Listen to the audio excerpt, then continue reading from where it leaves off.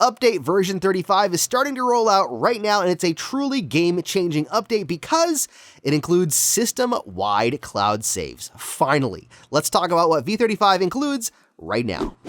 First up today, let's talk about the mobile mixed reality camera. Back in May, version 29 added the ability through the Oculus app to use what was called live overlay. This allowed yourself through the camera of your mobile device to be seen over top of the footage being cast from the Quest. Well, it was cool. It wasn't true mixed reality and was more like what I would do by superimposing myself over footage that the Quest was recording. Well, now we are going to have a true mixed reality camera through the Oculus app. The mobile mixed reality camera will actually allow you to use the Oculus application to create real mixed reality videos without the use of green screens or all the other equipment normally involved with creating mixed reality content. The Live mobile app already allows you to do this, and it works really well, so I'm curious to try out this Oculus version. Unfortunately, right now it only works on iPhone XS or above, running iOS 11 or higher. Not sure why Android is not included, but there have been several features that have not been included on Android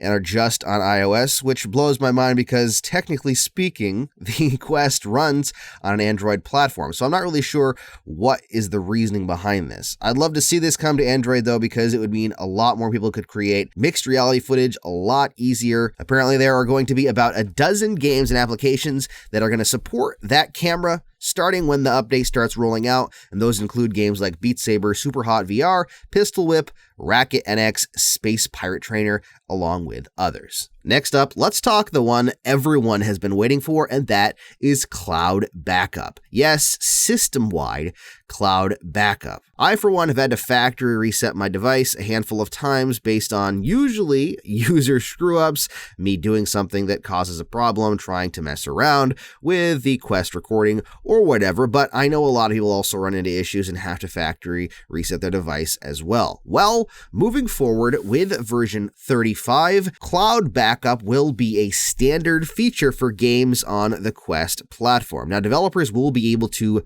opt out of it, but by default, it will be opted in for games. Not really sure why anyone would want to opt out, so hopefully no one does, or at least the vast majority don't. But what this does is it actually saves your game save data and I believe system settings from your Quest in the cloud, meaning you can jump from device to device, you can factory reset your device, whatever happens, you should keep your game saves, which is a revolutionary and game-changing part of the platform. The biggest downside to the Quest platform currently is the fact that if you either buy a bigger Quest or if you have to factory reset, you lose all of your saved data. Yes, you can back up manually onto a PC, but it can be a pain and it doesn't always work. With this, it is going to be so much easier. Now, if you've got the 64 gigabyte, once this rolls out and you've got a whole bunch of saved games you don't want to delete, but you still want to play one of the bigger new games like Medal of Honor, you could wipe your device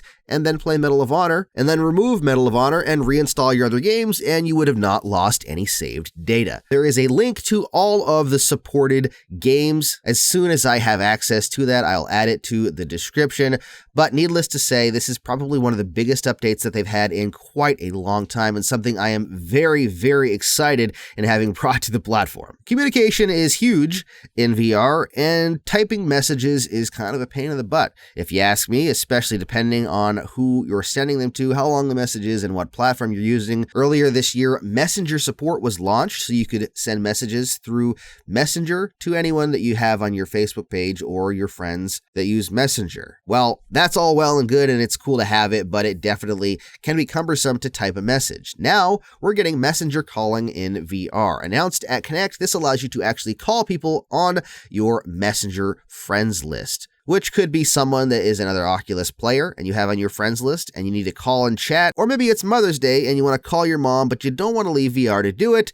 This will allow you to actually do that. I'm all for more accessibility and easier communication, and if this is just another option added, then I think it's a great idea. I actually send voice notes between me and some other people, including Gamertag VR, through WhatsApp. So I'm actually kind of curious if they'll add WhatsApp integration to this eventually as well. For me, I'd probably use that more than Messenger, but I'm glad they're bringing even more communication options to the platform regardless. As part of V35, we are seeing multi-user and app sharing moving from the experimental to the standard Quest settings. Those two options, multi-user and app sharing, have now become a standard feature. They're no longer in the experimental category starting with 35. Nothing really is changing as far as those go, but they are moving from the experimental tab to the primary settings tab. So if you need to make adjustments, you'll have to go into the accounts settings tab instead of experimental. If you're not utilizing multi-user and app sharing, then it's something I highly recommend because it allows you to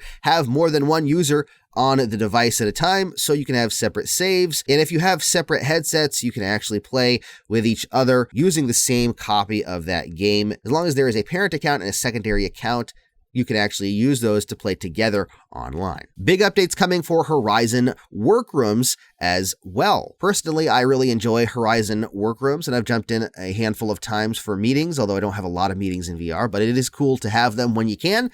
Now they're releasing the ability to actually customize the Horizon Workroom for your business. Things like multiple office environments, and even adding your company's logo and decorating with custom posters. All things that'll take these rooms and make them much more personal and hopefully make you feel more like it's an actual conference room from your business or whatever you're meeting for. I kind of want to make a BMF meeting room just for the fun of it, throw up some of my fist posters, the logo. I'm not really sure what locations they have to change it to. Who knows? Maybe they'll add something like the moon or Mars. I'll throw it out there and we can have some meetings on a different planet. Recently launched and talked about at Connect are a series of 2D applications that have been brought to the Quest platform like Facebook, Instagram, Smartsheet, and Spike. Well, apparently this is just the beginning of adding 2D applications and having the Quest be even better for productivity, as they plan on adding even more applications starting with version 35. Applications like Mural and Monday.com